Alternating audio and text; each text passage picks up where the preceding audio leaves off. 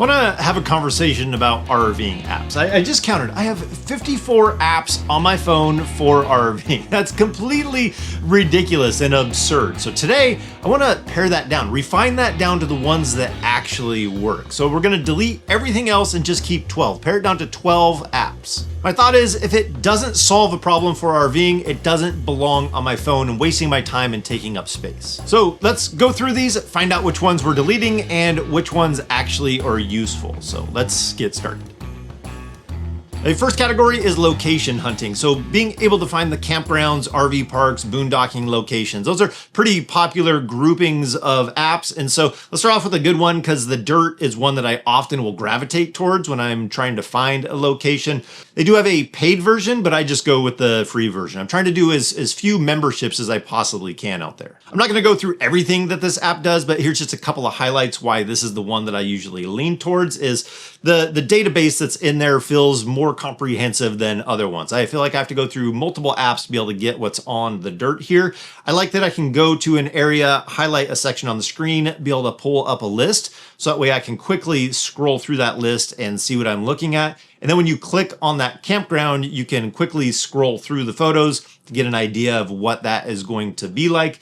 And then you can scroll down and get a lot of the information about that campground. So I like the way that that one's laid out. There is quite a few ads and banners on here, but I can't really blame them. There's a lot of information packed into here. This doesn't happen for free. So I do understand that they have to pay the bill somehow, and it's nice that it's still an option for the membership. You do get other perks and other features that you get to unlock by using that, but I feel like they did a good job of keeping the app very usable while offering a paid membership. So the dirt is usually one of the ones that I go to right off the bat. Now, the next app that I think earns its keep is HipCamp because it has things that the dirt and other ones don't. It's almost like the Airbnb of the RVing world because people can open up their land, open up their property, and allow you to come stay with your RV. So there's definitely unique stays with that I don't get on other apps.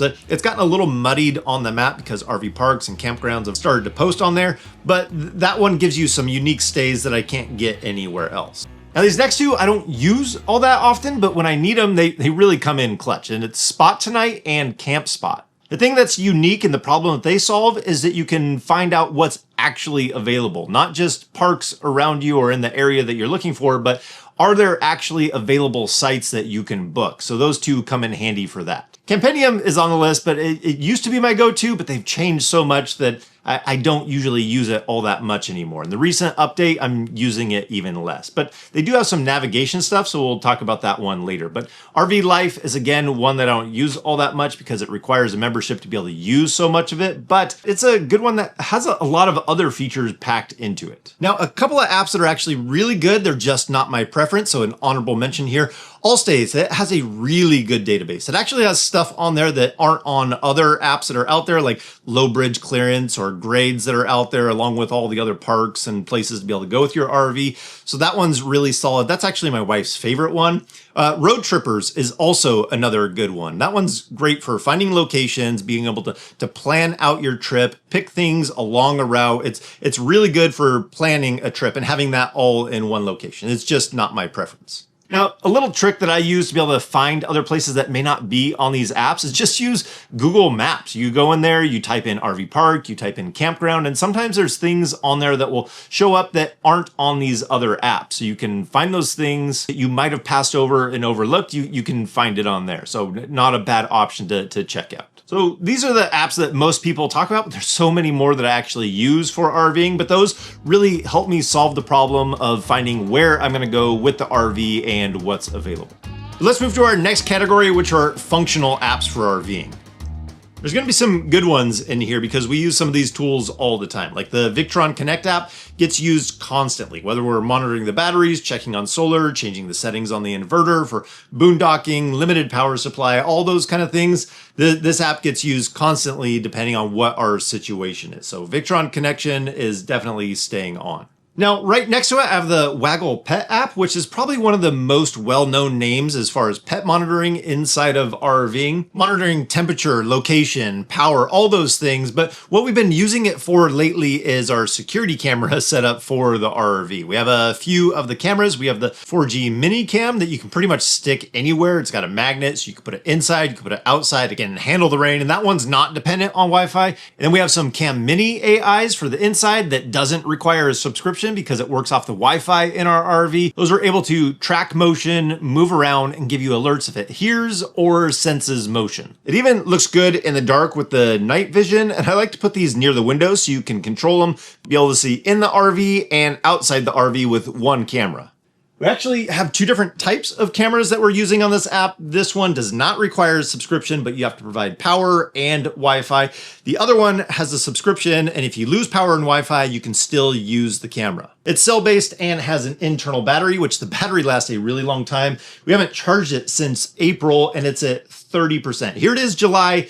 30% since April. I don't know how they're getting that much life out of it. But they are a sponsor of the channel, so I'm going to put links down in the description to those and to everything that we're talking about. So if you have their monitor and you were thinking about adding some security cameras, definitely check them out. Nice to be able to see what's happening around the RV when you're not at the RV. So next on our list is we have the Power Watchdog. This is our surge protector or EPO. Alerts us if we have a problem with the power coming to the RV from the pedestal. The next one is One Control. It's the app that came with our RV for slides, awnings, lights, things like that. I'm going to keep it, but I really don't care for it all that much. It always feels really clunky. I don't know if it's the version we have or the hardware we have, but it's always really a kind of a pain to use, but I'm going to keep that one. So then we have a few apps that we can get rid of because I don't use them anymore. But that brings us to Connect 10 app. That's our internet service provider that pretty much makes all these other things work reliably. So the interesting thing about this service is that you can change your service provider midstream. So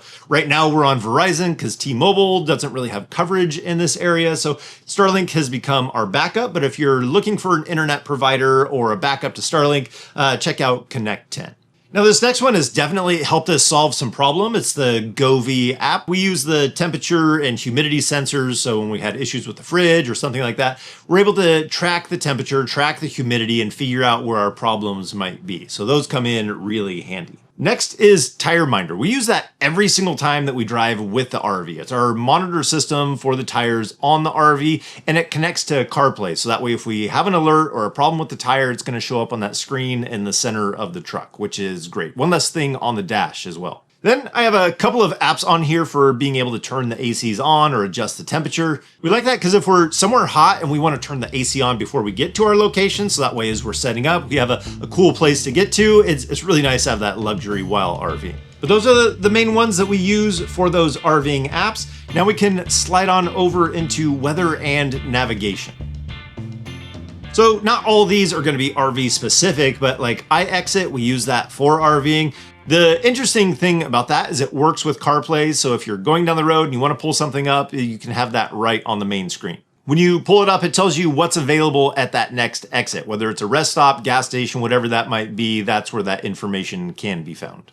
Next up, we have Truck Map, which is a GPS for larger vehicles. The Truck Map is a GPS that we've used in the past. It's for truckers. It's free to be able to use. It doesn't work with Apple CarPlay, but if you're looking for a free GPS that you can use for RVing, that is one that does work. It's not one that's RV specific, but you just put in the dimensions of your RV for a truck inside the app. So we've used that one quite a bit because it is free and there are no subscriptions for it. You can just use it. So one that's really gained in popularity that I've been seeing a lot of people recommend is the Hammer GPS. Again, it's built for truckers, so you put in the size of your RV for the truck, but I think it's gaining in popularity because it's pretty inexpensive. You can do it month to month. You can use it 1 month and not the next. So you're not locked in for an entire year because a lot of these apps that we've looked at that have subscriptions, it's 50, 60 bucks. You can really add up how much you're spending over the year as you add all these subscriptions together. So just the few paces that I ran Hammer through, it definitely passed the test on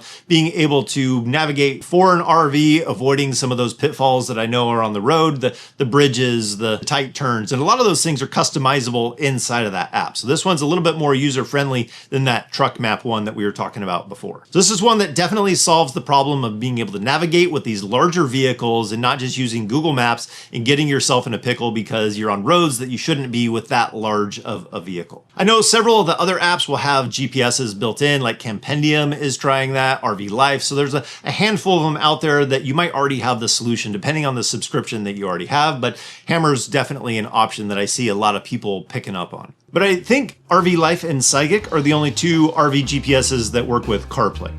But we do have another category of weather because there is some RV specific weather that can come in really handy. So the one that I've been using is highway weather.